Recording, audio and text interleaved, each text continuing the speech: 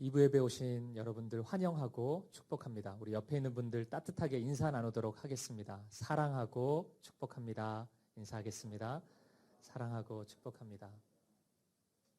우리 예배 시간뿐만 아니라 예배 마친 이후에도 따뜻하게 성도의 교제를 나눴으면 좋겠고요. 주차장 가시는 길이나 주차장에서 만난 분들 의심하지 말고 다 사김의 교회 성도님들입니다. 따뜻하게 먼저 인사 건네주시면 좋을 것 같습니다. 광고 몇 가지 확인해 드리겠습니다. 주보 1번입니다. 다음 세대 봉사자 모집하고 있는데요. 공간이 비어가지고 계속 이 광고를 실는 게 아니고 실제로 많은 분들 손길이 필요합니다. 다음 세대뿐만 아니라 우리 찬양팀 또 여러 가지 안내 많이 섬김이 필요합니다. 우리 이 청년들이 지금 악기를 섬겨주고 있잖아요. 새벽부터 나와서 오후 3부 예배까지 이 팀이 다 섬기고 있습니다. 많이 지원해 주셔야 됩니다. 이 청년들 살리려면은 많이 지원해 주시고 또 추천해 주시고 그래서 함께 교회를 세워갈 수 있었으면 좋겠습니다. 알립니다 4번을 보시면 이번 주 수요 예배 설교는 태국에서 사역하시는 조동호 선교사님이 말씀을 전해 주십니다.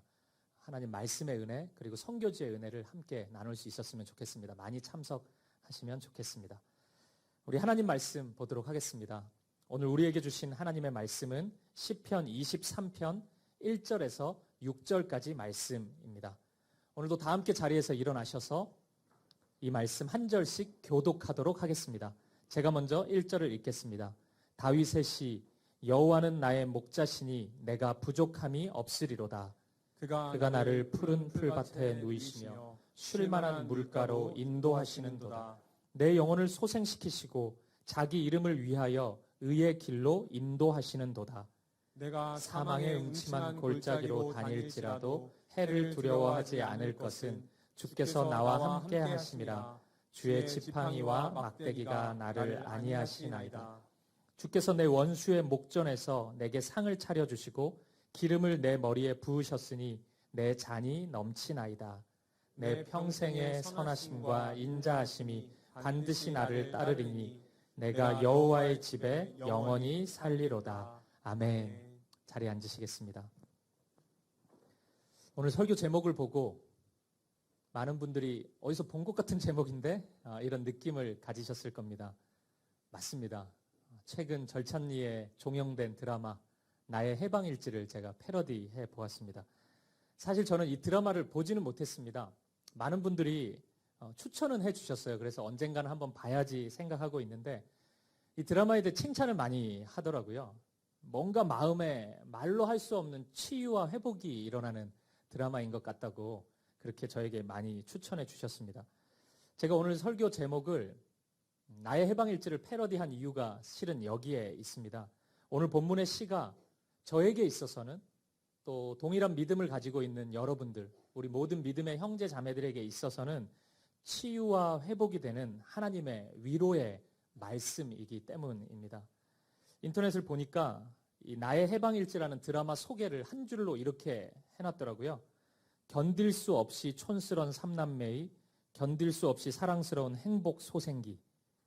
제가 이 소개까지 패러디해서 오늘 설교를 여러분께 이렇게 먼저 소개해드리고 싶습니다. 견딜 수 없이 힘들었던 한 사람의 견딜 수 없이 은혜스러운 믿음 소생기. 이제 본문의 아름다운 믿음의 고백 안으로 우리가 함께 들어가 보도록 하겠습니다. 오늘 본문의 시는 전반적으로 매우 밝고 희망찬 분위기입니다. 이런 분위기 때문인지 많은 분들이 오늘 본문의 말씀인 시편 23편을 무척이나 좋아합니다. 이 시를 읽으면 힘이 나는 것 같고 뭔가 마음이 살아나는 것 같다는 고백을 많이 하십니다. 그런데 아주 가끔은 이 시가 싫다고 이야기하는 분들도 있습니다. 이유를 여쭤보면 너무 밝대요, 시가. 이해가 안 되시나요? 저는 조금 이해가 됩니다. 우리가 힘들 때 밝은 분을 만나면 약간은 도움이 됩니다. 근데 과하게 밝은 분을 만나면 마음이 좀 힘들 때가 있어요.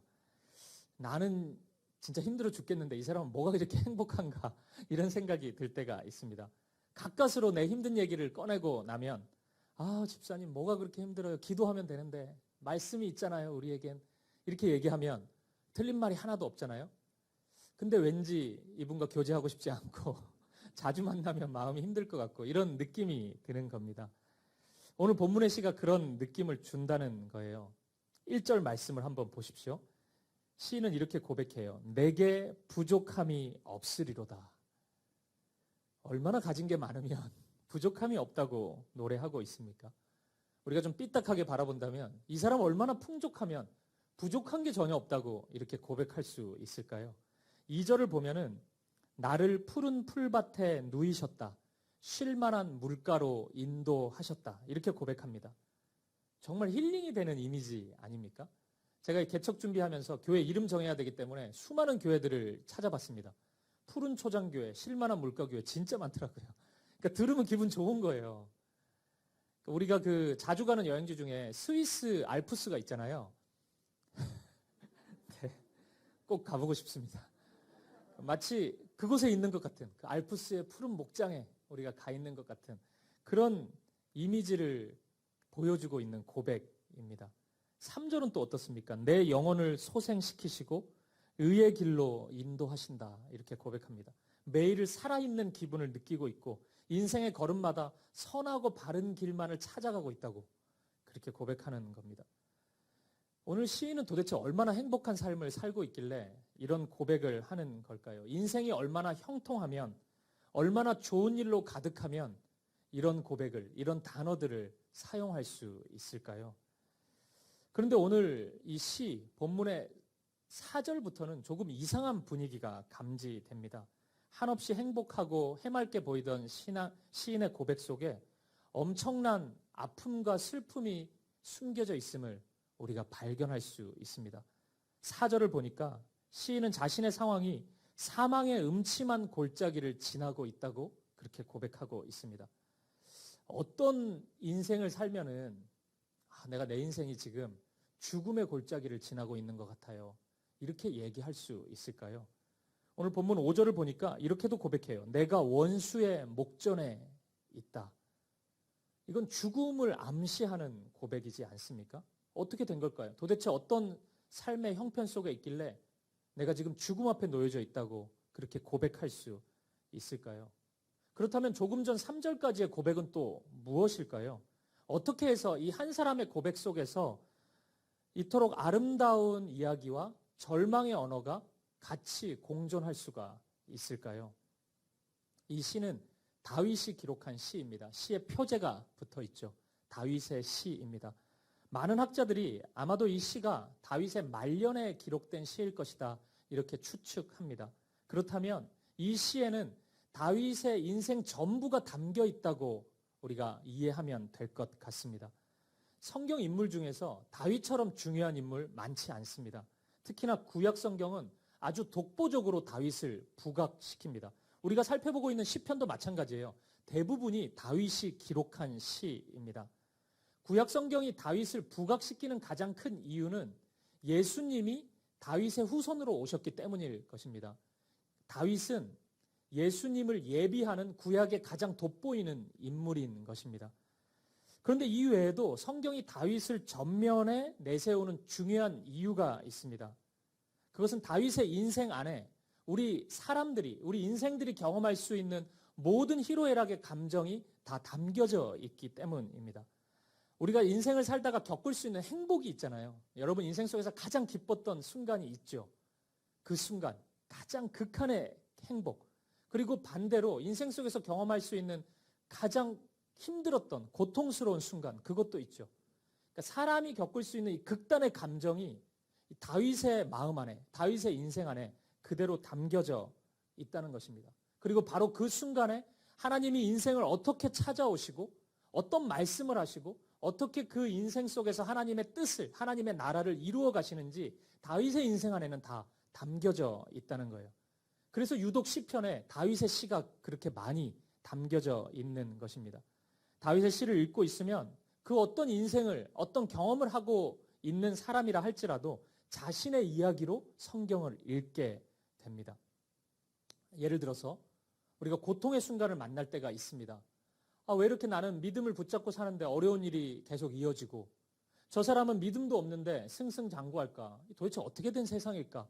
이런 의문, 이런 절망이 우리에게 찾아올 때 다윗의 시를 읽으면 그 순간에 어떻게 하나님을 찾아야 되는지, 어떻게 하나님을 부르짖어야 되는지, 그리고 하나님은 어떤 식으로 이 세상을, 우리 같은 하나님의 자녀들을 인도해 가시는지를 발견할 수 있는 것입니다. 아, 이때는 이렇게 기도하면 되는구나. 아, 이때는 내 마음이 지금 이런 상태구나. 이렇게 하나님 앞에 나아가면 되겠구나. 이런 용기를 얻을 수 있는 것입니다. 오늘 답답한 마음으로 하나님 앞에 서 있는 성도님들이 있다면 다윗의 시편을 많이 읽어 보십시오. 그러면 하나님의 언어가 나에게 다가오기 시작할 것입니다. 우리 자녀들 중에 줄임말에 익숙하고 문장 하나 얘기할 때마다 욕설이 계속 나오는 청소년들 있죠. 다윗의 시편을 계속 읽혀 주십시오. 하나님의 언어를 배우게 됩니다. 기도의 언어를 충만히 배울 수 있습니다. 오늘 본문의 시는 그런 의미에서 아주 중요하고 특별한 시입니다. 왜냐하면 오늘 본문이야말로 이 시편 23편이야말로 다윗의 인생 전체가 담겨 있는 고백이고 다윗의 노래이기 때문입니다. 말씀드린 것처럼 다윗은 인간이 누릴 수 있는 모든 행복을 다 누려본 사람입니다. 다윗은 한 나라의 왕이 되었습니다. 사람이 가질 수 있는 권력의 끝자리까지 다윗은 가본 사람입니다. 그리고 다윗은 만남의 축복도 많이 누렸습니다. 그의 인생 속에서 찾아온 요나단이라는 친구는 자신의 생명처럼 다윗을 사랑해준 사람이었습니다. 이런 사람 한 명만 만나도 복된 인생인데 다윗은 인생의 고비마다 그런 믿음의 동역자들을 하나님이 붙여주셨습니다. 그리고 사랑하는 자매를 만나서 뜨겁게 사랑도 해보았고 가정도 이루었고 자녀를 무려 19명이나 가졌던 인물입니다. 많은 것을 누렸습니다. 그리고 하나님이 다윗에게는 아주 특별한 음악적 감수성을 허락해 주기도 했습니다.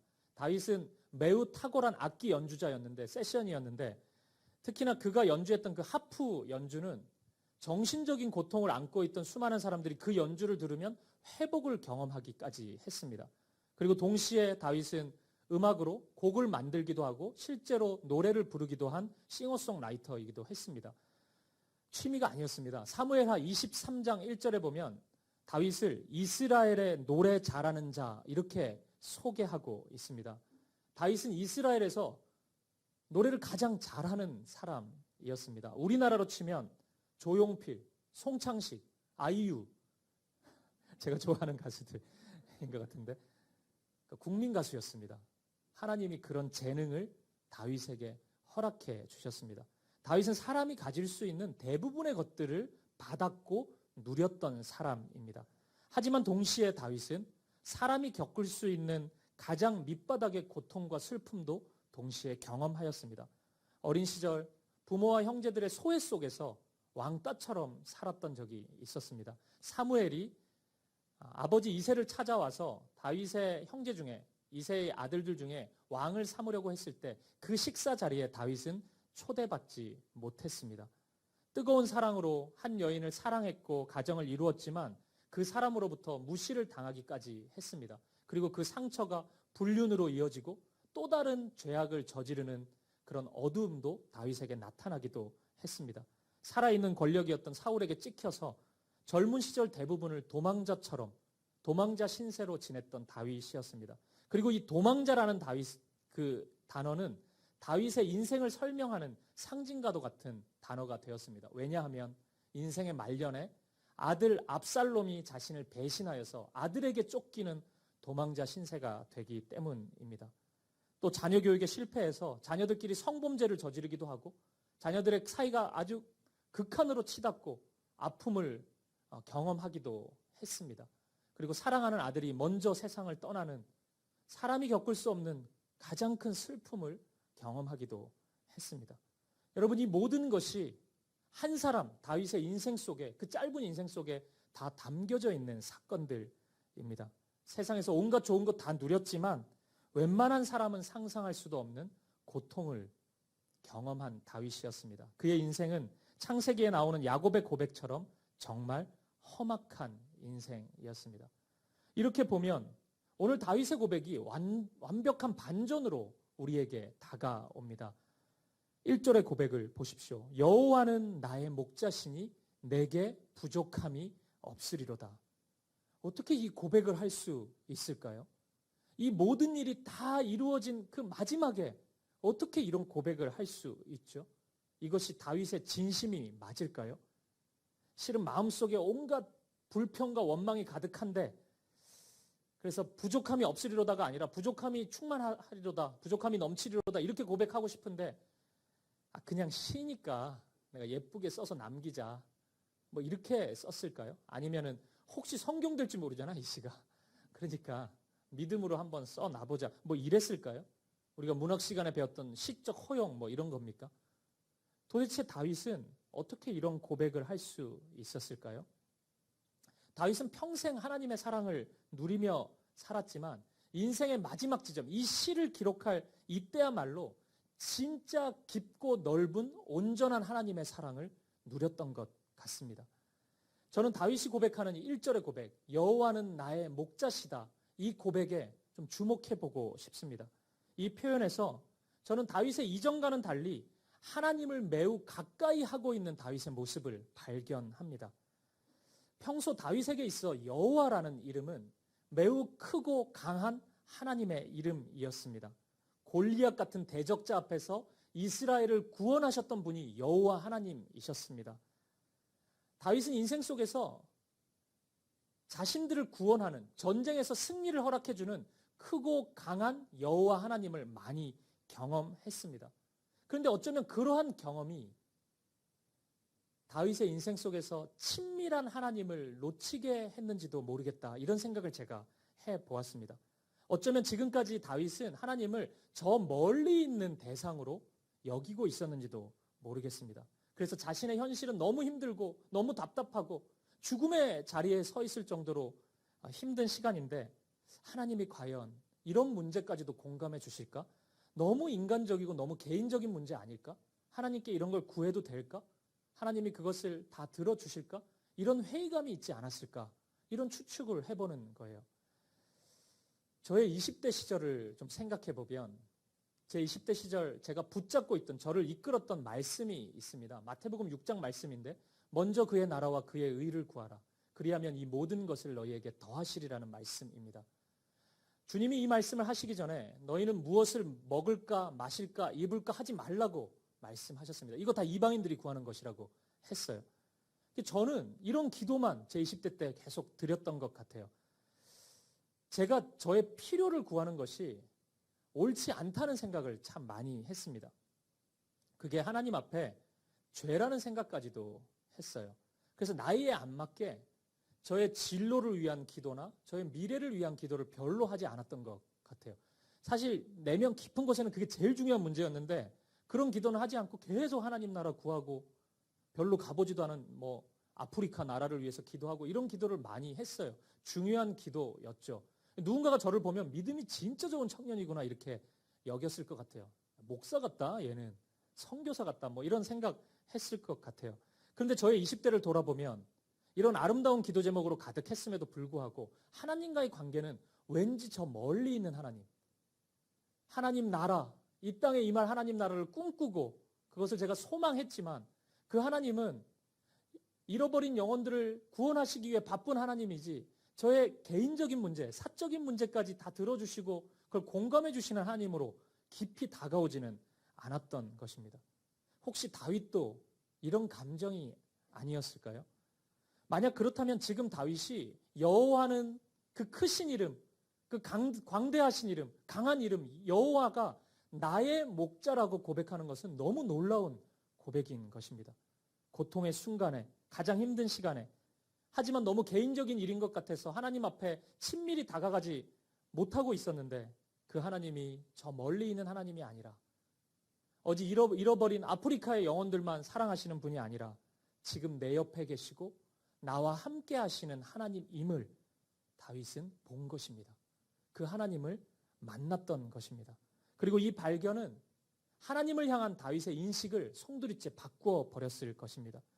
어쩌면 다윗은 이전까지는 세상에서 잘 되고 승승장구하는 것이 하나님의 사랑이라고 여겼는지도 모르겠습니다.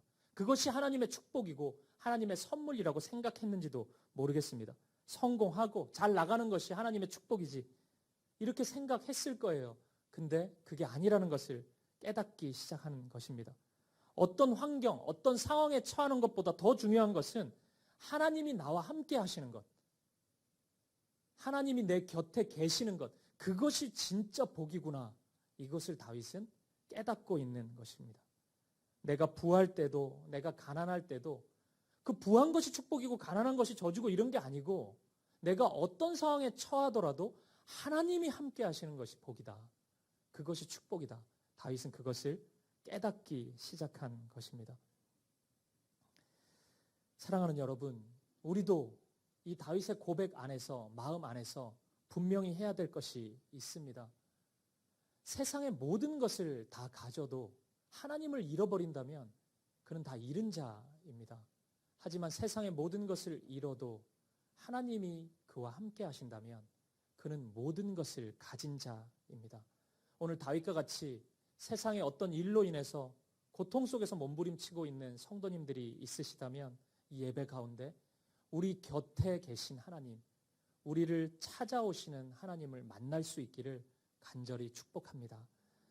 이제 다윗에게 있어 하나님은 저 멀리 있는 분이 결코 아닙니다. 늘 내 옆에 계시는 분, 나를 인도하시는 목자 같은 분입니다. 다윗은 어린 시절을 목동으로 보냈기 때문에 이 목자와 양의 이미지를 연상하는 것은 그리 어려운 일은 아니었을 것입니다. 그리고 하나님을 목자라고 고백하는 이 고백 안에는 다윗이 자신을 양과 같은 인생이다라고 고백하는 믿음이 담겨 있기도 합니다. 다윗은 말년에 이르러서 내 인생을 돌아보니까 나의 인생은 양과 같다. 이렇게 지금 고백하고 있는 것입니다. 팔레스타인에서 양은 생각이 없고 어리석고 고집이 세고 남의 말 잘 안 듣는 그런 동물의 상징입니다. 그래서 팔레스타인에서는 양 같은 놈이 굉장히 심한 욕이라고 합니다. 우리는 다른 동물을 두고 욕을 하는데 팔레스타인은 양이라고 얘기하는 거예요. 특히나 양은 시력이 너무 낮아서 한 2, 3m 앞에 있는 사물밖에 보지 못한다고 합니다. 그래서 길을 잘 잃어버릴 가능성이 크죠. 성경에서도 길 잃어버렸다 뭐 이러면 자꾸 양이 등장하잖아요. 양이 그런 동물입니다. 근데 실제로 양이 길을 잃어버리면 큰일 나요. 왜냐하면 양에게는 자신을 공격하는 대상을 이렇게 대적할 만한 힘이 없기 때문입니다. 그리고 피할 만한 능력도 양에게는 없습니다. 강한 이빨이 있는 것도 아니고 뭐 뿔이 있는 것도 아니고 강한 다리가 있는 것도 아니고 발톱이 있는 것도 아니고 그렇다고 자신을 뭐 카멜레온처럼 이렇게 숨길 수 있는 것도 아니고 그러니까 누가 돌보지 않으면 양은 스스로 살아가기가 굉장히 힘든 동물인 것입니다. 절대적인 누군가의 돌봄, 즉 목자의 보호가 있어야 양은 자신의 존재 가치를 발휘하면서 제대로 살 수 있는 것입니다. 다윗의 고백이 이런 고백입니다. 내가 그런 자입니다.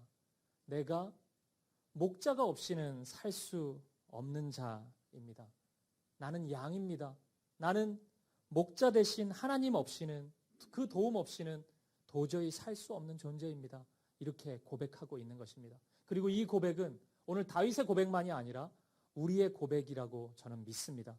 성경은 우리 모두를, 저와 여러분 모두를 양과 같은 존재라고 그렇게 말씀합니다. 이사야 53장 6절 말씀입니다. 같이 한번 읽어보겠습니다.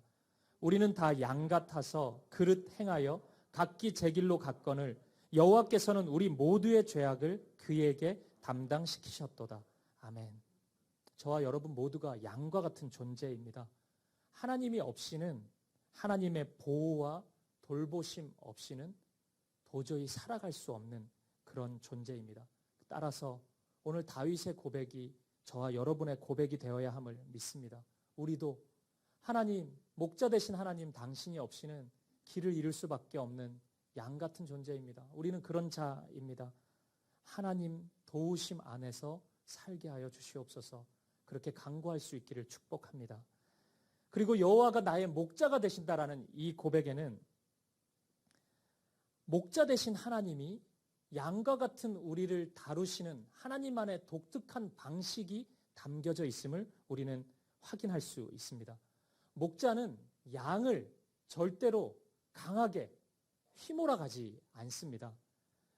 다른 동물인 소나 말 이런 동물들은 튼튼한 다리가 있어서 오래 걸을 수도 있고 또 빨리 달릴 수도 있으니까 휘몰아 갈 수 있습니다. 다그칠 수도 있습니다. 근데 양은 그렇게 해가지고 가지 않습니다. 양은 목동이 피리를 불면서 아주 부드럽고 감미롭게 따뜻하게 대해줘야지, 잘 목양해줘야지 그렇게 움직일 수 있는 동물들입니다. 여러분, 세상은 목자처럼 인격적으로 우리를 대해주지 않습니다. 언제나 우리를 휘몰아 가려고 합니다. 말 안 들으면 다그치고, 네가 못 따라오면 너는 실패자지 뭐. 거기서 끝나는 거야. 이렇게 우리를 휘몰아 가고 다그칩니다. 하지만 기억하십시오. 하나님은 우리를 그렇게 대하지 않으십니다. 강제적으로 로봇처럼 우리에게 다가오시지 않습니다. 그분은 오직 우리를 인도하시는 분이십니다. 따라서 하나님은 우리와 기계적인 관계를 맺기 원하지 않습니다. 우리가 기계적인 복종을 하기를 원하시지 않습니다. 언제나 인격적으로 승복하고 우리가 결단해서 하나님의 음성에 따라가기를 하나님은 원하십니다.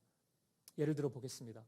성경에 보면 손이 범죄하면 손을 잘라버리고 눈이 범죄하면 눈을 뽑아버리는 게 더 낫다는 아주 무서운 말씀이 있습니다.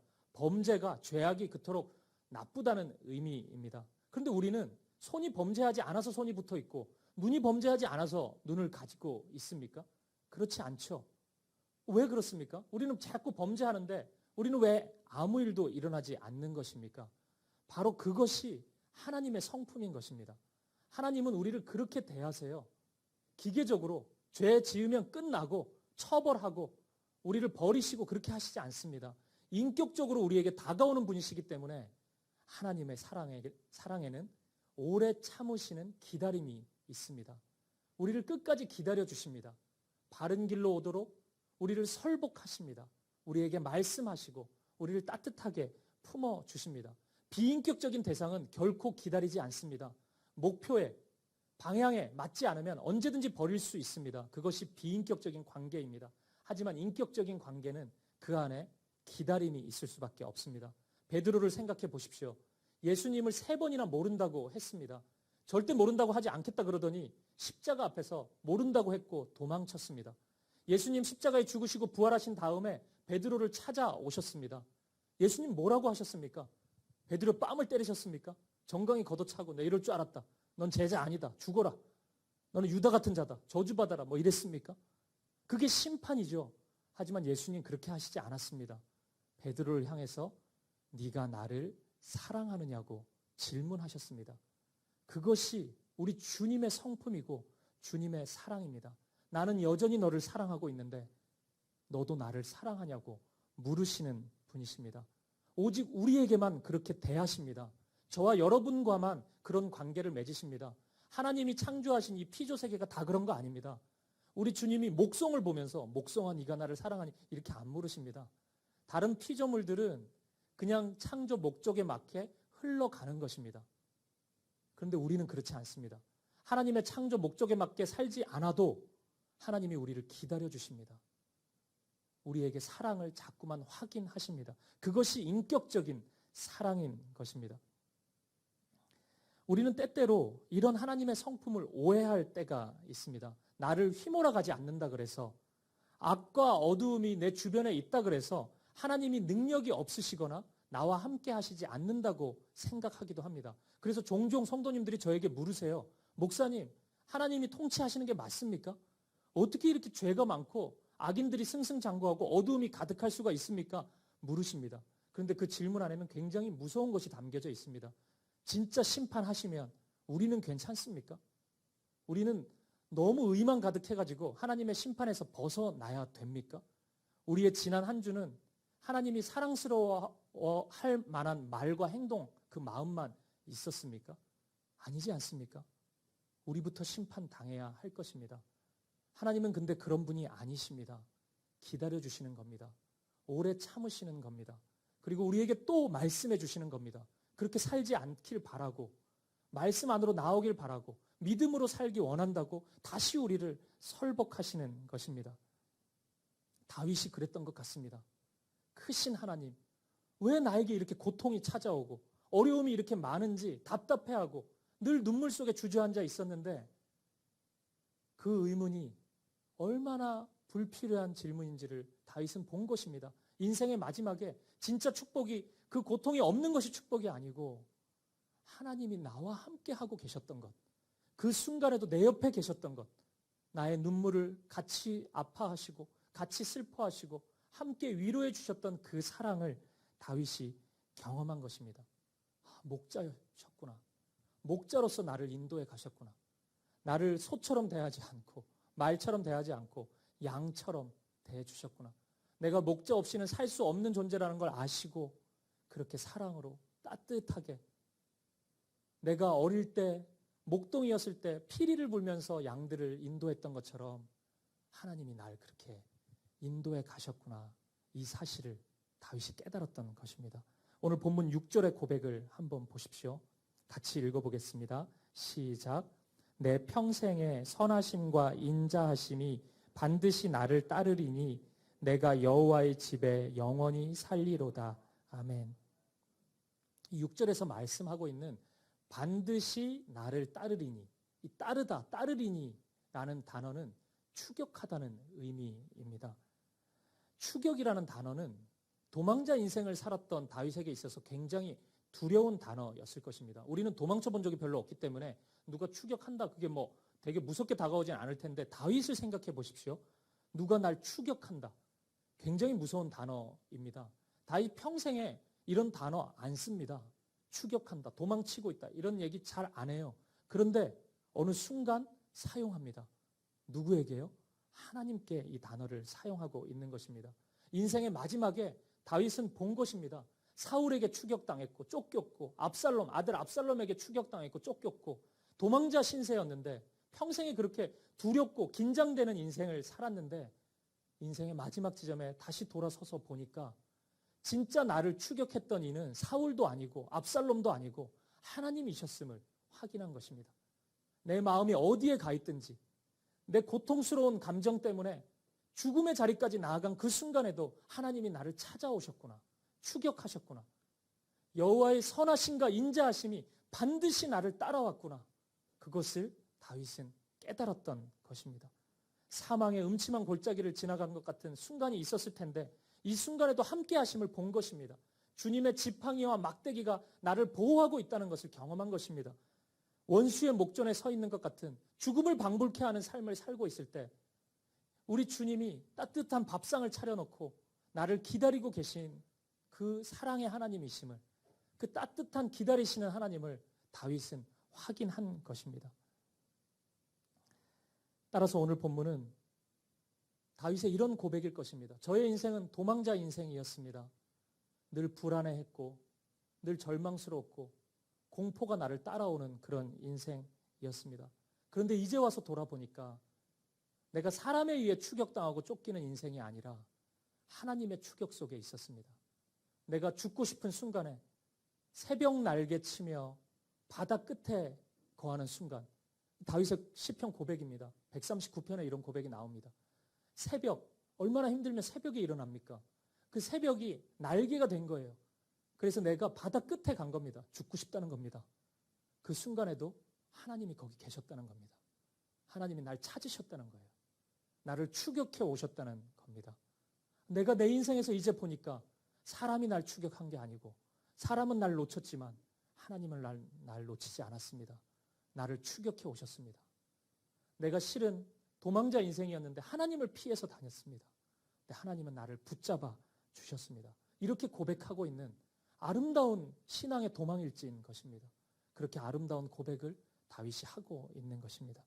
사랑하는 여러분, 말씀을 마무리하겠습니다.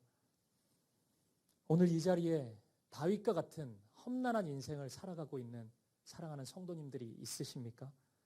다윗처럼 누군가에 의해서 고통을 당하고 고난을 당하고 심적인 압박을 당하고 있는 성도님들이 있으십니까? 혹시 다윗처럼 자녀의 문제로 신음하고 아파하고 있는 분들이 있으십니까? 반복되는 잘못과 죄로 인해서 고통 속에서 주저앉아 있는 성도님들이 있으십니까? 예기치 못하게 가족을 먼저 떠나보내고 사랑하는 이를 먼저 떠나보내고 그 슬픔을 잊지 못하고 주저앉아 있는 성도님들이 있으십니까? 아무리 생각해도 내 인생은 사망의 음침한 골짜기인 것 같습니다. 원수의 목전 앞에 서 있는 것 같습니다. 이렇게 고백하는 분들이 있으십니까? 오늘 여러분 곁에 계신 하나님, 여러분들을 찾아오시는 목자 되신 하나님을 만날 수 있기를 축복합니다. 주님은 멀리 있지 않으십니다. 여러분 곁에 지금도 여러분 등 뒤에서 서 계시는 분이십니다. 오늘 우리의 위기는 고통스러운 상황과 환경이 아닙니다. 그 상황 때문에 곁에 있는 하나님을 보지 못하는 것이 우리의 위기입니다. 반면에 우리의 축복도 마찬가지입니다. 우리의 축복도 우리의 상황과 환경이 아닙니다. 주님이 내 곁에 있다는 사실을 깨닫는 믿음, 그것이 바로 우리에게 가장 큰 복인 것입니다. 8년 전의 일입니다. 저희 아이가 6살 때 한 1시간 반 정도를 아이를 잃어버린 적이 있었습니다. 너무 놀랐어요. 아이가 눈에 보이지 않았고 어디 있는지 몰랐기 때문에 아이는 더 놀랬겠죠. 정말 힘들고 당황스러웠을 겁니다. 수많은 사람들이 눈앞에 보이는데 어른들이 지나가는데 엄마 아빠가 보이지 않으니까 얼마나 당황스러웠겠습니까? 그게 5분, 10분도 아니고 1시간이 넘어가면은 정말 공포스러웠을 겁니다. 그 아이, 우리 큰아이가 가졌던 그 마음을 상상해 볼 수 있으시겠습니까? 그 아이에게 있어서 엄마 아빠가 눈에 보이지 않는 그 순간에 무엇이 참된 위로고 평안이 될 수 있었겠습니까? 아이가 그 당시에 막 레고 장난감 정말 좋아했는데 레고 장난감 2개를 사주면은 아이의 눈물을 멈출 수 있겠습니까? 3개를 사주면 됩니까? 솜사탕 10개를 손에 쥐어주면은 아이가 평안함에 이를 수 있습니까? 그렇지 않습니다. 아이를 찾고 제가 아이를 꼭 안아주었을 때 아이는 비로소 안심할 수 있었습니다. 사랑하는 여러분, 우리가 그런 존재입니다. 우리의 영혼의 참된 만족은 세상의 것으로 채울 수가 없습니다. 하나님이 우리 곁에 오셨을 때, 목자 되신 하나님이 내 곁에 오시고 따뜻한 사랑으로 나를 인도해 가시는 것을 확인할 때, 주님이 내 곁에 있다는 것을 내 눈으로 확인할 때 우리는 비로소 안심할 수 있고 평안에 이룰 수 있는 것입니다. 사랑하는 여러분, 주님이 오늘 저와 여러분 곁에 계십니다. 그러니 안심하십시오. 주님이 목자로서 우리를 인도해 가십니다. 많이 힘들지만 주님이 곁에 계시기 때문에 우리의 인생은 부족함이 없는 인생입니다. 쉴만한 물가의 인생인 것입니다. 여러분이 어디로 도망치든지 여러분을 추격하시는 하나님의 사랑이 여러분을 놓치지 않을 것입니다. 어떤 죄악의 자리에 있더라도, 어떤 상황 속에서 주님을 잊어버린다 할지라도 주님은 여러분을 놓치지 않습니다. 주님의 선하심과 인자하심이 반드시 여러분을 추격할 것입니다.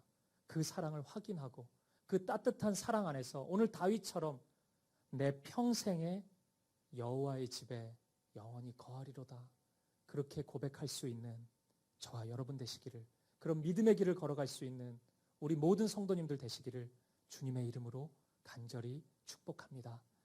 우리 함께 찬양 드리고 기도할 수 있었으면 좋겠습니다. 내 모습 이대로라는 찬양인데요, 좀 모르실 수도 있는데 모르시는 분들은 가사를 묵상하면서 찬양을 드렸으면 좋겠습니다. 다윗의 이야기가 실은 우리의 이야기입니다. 다윗 이야기, 그 수천 년 전의 인물 이야기 우리가 알아서 뭐합니까? 성경이 다윗을 이토록 자주 소개하는 이유는 오늘 우리의 이야기이기 때문입니다. 다윗이 겪었던 그 감정, 오늘 저와 여러분 지금의 감정일 수 있습니다. 다윗이 보았던 것 우리가 볼 수 있기를 바랍니다. 사람이나 환경이나 상황이 나를 압박하는 것이 아니라 주님의 사랑이 충만합니다. 주님의 사랑이 더 큽니다. 이 세상보다 더 강합니다. 이 세상은 나를 모르고 놓쳐도 주님은 우리를, 여러분을 결코 놓치지 않습니다. 끝까지 새벽 날개치며 바다 끝에 거한다 할지라도 주님은 여러분들을 찾아오십니다. 우리가 그 사랑을 함께 노래하고 다윗과 같은 믿음으로 주님 앞에 나아갈 수 있기를 바랍니다. 우리 함께 찬양 드리겠습니다. 내 모습 이대로 사랑하시네. 내 모습 이대로 사랑하시네. 연약함 그대로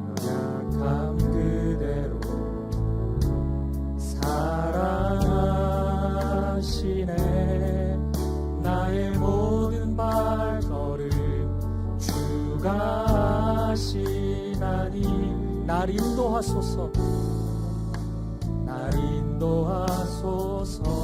내 모습 이대로 내 모습 이대로 사랑하시네. 연약함 그대로 사랑하시네.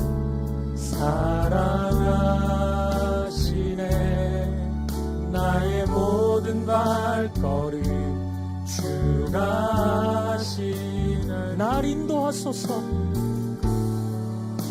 날 인도하소서. 주의 날개 아래 주의 날개 아래 거하는 것 주의 임재 안에 거하는 것 나의 가장 큰 소망 나의 가장 큰 소망 나의 가장 큰 주와 함께 동행하는 일 주와 함께 동행하는 일 주의 날개 아래 주의 날개 아래 거하는 것 주의 임재 안에 거하는 것 나의 가장 큰 소망 나의 가장 큰 은혜 주와 함께 동행한 날 사랑하신 날 사랑하신 날 사랑하신 날 사랑하신 성경에 쓰였네 성경에 쓰였네 우리 다시 한번 믿음으로 고백합시다. 날 사랑하신 날 사랑하신 오늘 다윗의 이야기가 바로 우리의 이야기입니다. 날 사랑하신 날 사랑하신 성경에 우리 한 번 더 고백합시다. 날 사랑하신 날 사랑하신 날 사랑하신 날 사랑하신 날 사랑하신 성경에 쓰였네. 우리 시간 같이 한번 기도할 때 사랑하는 여러분 오늘 다윗이 인생의 마지막 시간에 깨달았던 이 하나님의 사랑 목자가 되시는 나의 목자가 되시는 이 고백 오늘 우리가 발견하는 사랑이요 고백이 되기를 간절히 원합니다.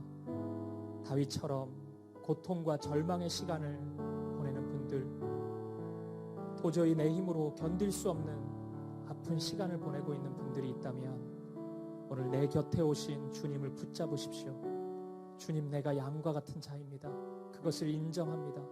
주님이 계시지 않는다면 주님이 날 붙잡아 주시지 않는다면 저는 길을 잃고 어둠의 길로 죽음의 길로 나아갈 수밖에 없는 자입니다.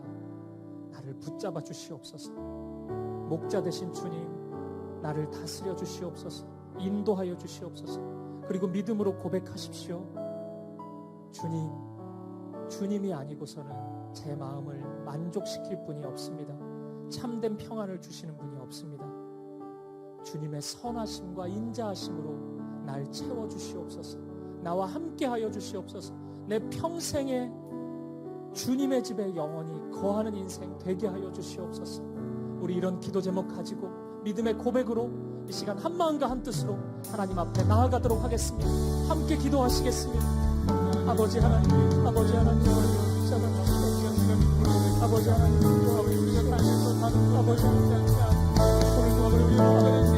주저앉아있는 사랑하는 고객들에게 아버지 하나님 붙잡아주시고 오늘 다윗이 보았던 그 주님을 보게 하시고 내 곁에 계시는 주님, 나와 함께 하시는 목자 되신 하나님, 우리가 만나기를 원합니다.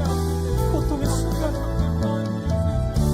아버지 하나님, 사망의 심한 골짜기를 지나는 순간, 원수의 목전에 있는 그 순간 나와 함께 하시는, 나를 안위하시는 하나님, 붙잡아주시는 하나님, 평안으로 인도하시는 주님, 괜찮다고 가둬두시는 주님, 나를 일으켜 세워주시는 주님 보게 하옵소서. 그 주님의 음성을 듣는 예배 시간 되게 하여 주시옵소서. 우리 사랑하는 성도님과 마음이 찾아오셔서 주님 산 소망이 되어주시고 주님만 바라볼 수 있도록 인도하여 주시옵소서. 오늘 다윗의 이야기가 우리의 이야기, 다윗의 고백이 우리의 고백이 될 수 있도록, 오늘 이 말씀을 통해서 하나님의 사랑을 발견할 수 있도록, 경험할 수 있도록 주님 인도하여 주시옵소서. 아버지 하나님, 우리를 붙잡아 주시옵소서. 아버지 하나님, 눈물 가운데 사랑하는 성도의 마음을 붙잡아 주시옵소서. 아버지 하나님, 그 주님의 사랑을 오늘 말씀을 통하여서 보게 하시고 깨닫게 하시고 그 은혜 가운데 나아갈 수 있도록 인도하여 주시옵소서. 우리 함께 믿음으로 고백합시다. 날 사랑하신, 날 사랑하신, 날 사랑하신,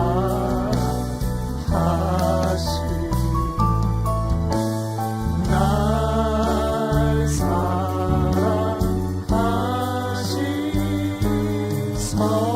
성경에 쓴, 우리 다시 한번 고백합시다. 날 사랑하신, 날 사랑하신,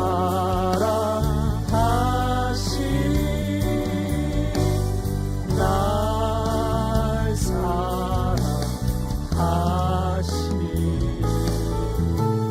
날 사랑, 성경에 쓰였네, 성경에 쓰였네.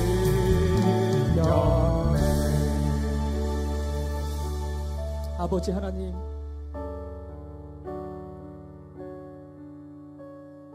수많은 군중 속에서 엄마 아빠가 보이지 않아서 두려움과 당황함 속에 있는 아이가 가진 그 절박한 심정이 오늘 우리의 영혼의 상황입니다. 그 무엇도 우리를 만족할 수 없고 우리를 채울 수 없습니다. 오직 주님만이 우리를 온전히 채우실 수 있는 분이십니다. 오늘 주님 당신께서 우리의 목자가 되어주신다고 말씀해 주셔서 감사합니다. 그렇습니다. 우리는 양과 같은 존재입니다. 주님이 인도해 주시지 않으면 우리는 갈 길을 잃고 헤맬 수밖에 없는 자들입니다. 우리를 꼭 붙잡아 주시옵소서. 세상에 어떤 순간이 있더라도 주님 우리와 동행하여 주시옵소서. 우리의 손을 붙잡아 주시옵소서. 그 선하심과 인자하심으로 늘 우리와 함께하여 주시옵소서. 그래서 우리도 우리의 인생의 모든 인생의 노래를 내가 여호와의 집에 영원히 살기 원합니다, 이렇게 고백하고 노래할 수 있도록 은혜를 더하여 주시옵소서. 오늘 이 예배의 자리 가운데 말로 다 할 수 없는 아픔과 고통 가운데 있는 심령들이 있다면 주님 찾아와 주시고 다윗에게 보여주셨던 그 따뜻한 사랑으로 품어주시고 일으켜 세워주시고 사랑하는 성도님의 인생의 산 소망이 되어 주시옵소서. 그렇게 우리를 지켜주시고 함께 하실 주님을 찬양합니다. 우리 사김의 교회를 그 사랑으로 인도하실 주님을 찬양합니다. 감사와 찬양을 드리며 살아계신 예수 그리스도 이름으로 기도합니다. 아멘. 이제는 주 예수 그리스도의 은혜와 하나님 아버지의 사랑과 성령님의 따뜻한 사랑의 사귐이 목자 되신 주님 따라 영원히 주님 손 붙잡고 인생의 길을 걸어가기로 소망하는 양과 같은 사랑하는 성도님들 머리머리 위에 이들의 한 주간의 삶 가운데 이들의 모든 삶의 형편 가운데 이제로부터 영원까지 함께 있을지어다. 아멘.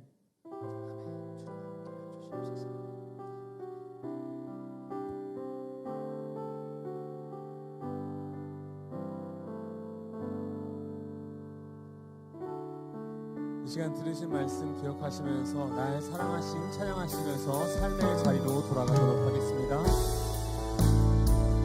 함께 고백하겠습니다. 날 사랑하심,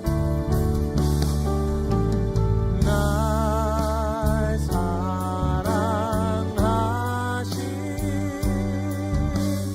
날 사랑하심,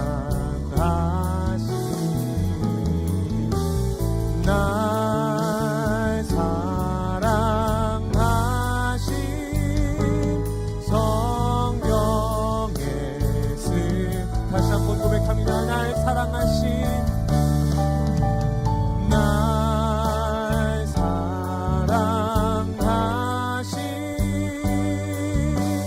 날 사랑하심, 날 사랑하심, 성경에 쓰였네. 하나님의 사랑으로 한 주간도 승리하시기를 소망합니다.